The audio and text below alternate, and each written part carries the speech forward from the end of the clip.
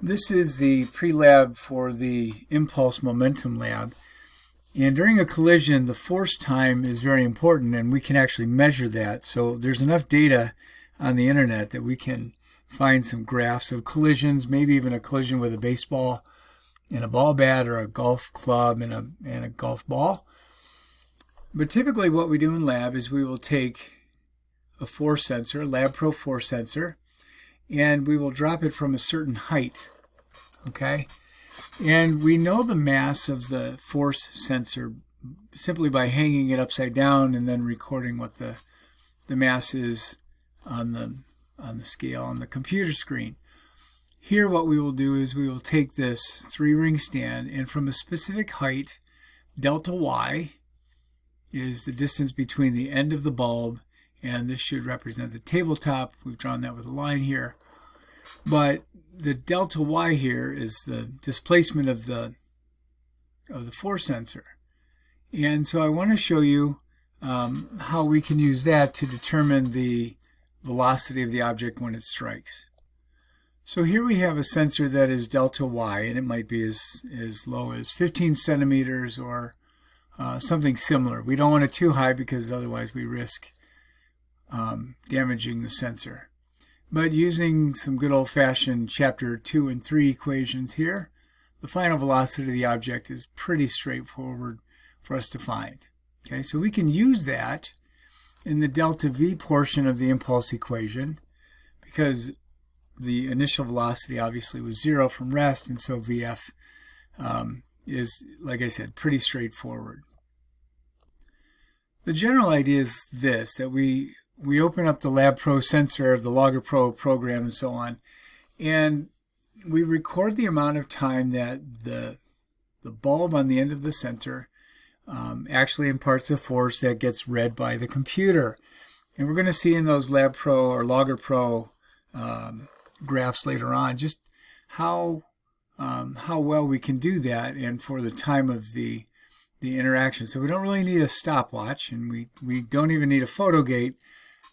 We do have a velocity here, but we can find how long the collision took place just based on the force applied. Now this situation shows us if we have a force and time situation. The force here is on the y-axis, and then the time is on the x-axis. Some professors will tell you, though, that you can't really do physics the right way without using calculus. And here's what they mean. If we say force times time, when the bulb strikes the tabletop, or when the ball strikes the bat, or whatever collision that we're talking about, the force goes from 0, and over time it finally reaches its peak. Okay, so that's important for us to know. And because of that, this isn't such a simple shape for us to find the area of, but consider what's going on here. When we have force here as a y-axis and time, then just like a rectangle, force times time would be an area. Well, if we used a rectangle, though, we would probably miss some of the gaps here, for example, on the left side or the right side. So what we do is with calculus that is a way to find the area more exactly, and that process is called integration. And we don't really need to learn calculus, A, because the computer is going to do it, and B, we're going to be close enough that it's not going to be a big problem with us. But just know that integration in calculus is a way of finding the area. We integrate, or we add up all of the little rectangles that could be used to describe this overall area. Now, why is this important? This is the Ft portion of the equation, Ft equals m delta v. So when we have force times time, and like I said, LoggerPro will show us the integration, that'll give us a number. And let's say that it ends up being 0.85 Newton seconds or something like that. What we can then do is compare that to the m delta v portion that we got in lab. If we go back to our collision in lab, then we now know from measurement the mass of the sensor, and then we know the v, final velocity, which is delta V. And we would hope that the mass times delta V would be something similar to the 0.85 that we have for the impulse or integrated area portion of the lab. This is a really good example of what you would see in a Logger Pro set of results. And this is identical to what we might have in our situation. But this lab experience now is a collision that is happening on an air track. Okay, but the general concepts are still the same. And what we see here is now we are looking at the velocity. This is the velocity axis on the y-axis, and then we have time on the bottom. Okay, and we can expand that later if we needed to. But what's happening here is before the collision, the cart has a certain velocity here.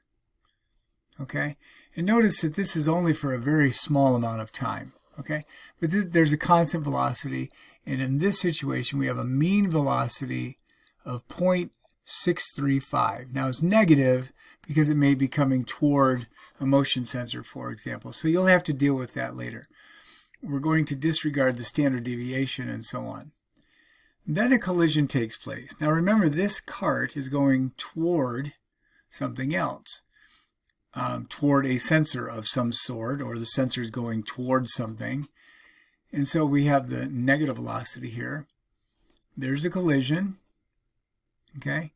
And then after the collision, now we have a positive velocity. And so here the mean velocity is 0.5573. Okay? In other words, it's changed directions. And that would be the same thing that would happen with a force sensor that goes flying toward the tabletop, but then bounces away. Okay, so we're going to take these values here, and we'll find the mass of this object, and then we will relate it to the force and the time graph in the next slide. This is the force time graph on Logger Pro for the previous collision that we saw. And this mass is about 1.029 or something like that. So we would take that mass times the difference in VF and VI in the previous slide. But now let's look at this situation here. Again, this is called the integral, and that is basically the sum of all the little rectangles that could be used to describe this overall, because it is an irregular shape. It's not a triangle, although it's close to a triangle, but calculus is able to find that exactly. So that whole dark blue area, that entire collision took place between 2.0 and just over 2.2 seconds. Okay, so the integral here you will see has multiple units, Newton seconds, because you're multiplying the y-axis times the base of time. Okay, and so this integral here ends up being 1.248. And so what we would do is compare that to the results of the previous change in velocity. So it's a fairly straightforward lab once you understand what's going on with the integration. Let's look at another lab set of data. This current lab shows that now there's a collision that takes place just shy of 1.4 and just over 2.05 seconds. Again, this blue area is the integration. And so if you could find an equation that shows force times time, we would get a number here, according to this, as 0.84 Newton seconds.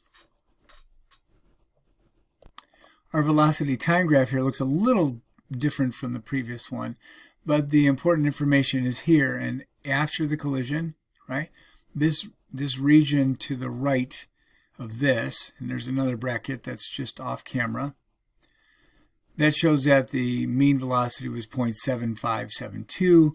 And then we talked about how a negative velocity here indicates a change in direction. So there was a change in direction from negative to positive here. This velocity here is negative 0.9046. So we would take that and we would multiply that by the velocity or the mass rather of the object. Let's do one more. This final example shows an integral for the collision, which took place between 1.63 or so and 2.4, has an integral of 0.89. So we're not dealing with really big numbers, but we have an area here that is going to help us with the Ft side of the equation. The other side of the equation would be mass times delta V, and again, this is a different form, but the concepts are still there, that there's a negative 0.9729 velocity here before the collision, and then after the collision shows 0.8363. And we would take this velocity and multiply it by the mass of the sensor or the mass of the cart. To wrap up this pre-lab, let's just make sure that we understand there is a difference, a slight difference, when there's a collision on an air track versus a force sensor dropping from a specified height. But basically the same idea.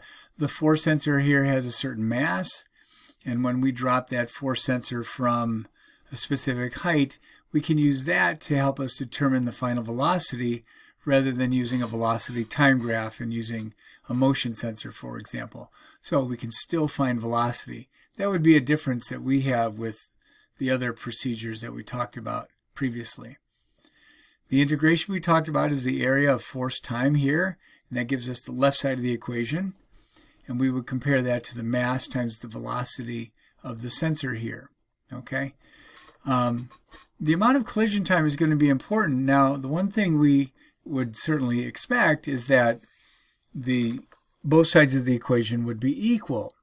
But we have to consider that sometimes the collisions are not perfectly elastic, right? And so there may be some softness in the situation. So we may present you with collisions where a force sensor is dropped onto a soft surface rather than a hard laptop. Maybe it's dropped onto a sponge or a cloth or maybe even a spring. And so be prepared for those kind of things as we do our lab.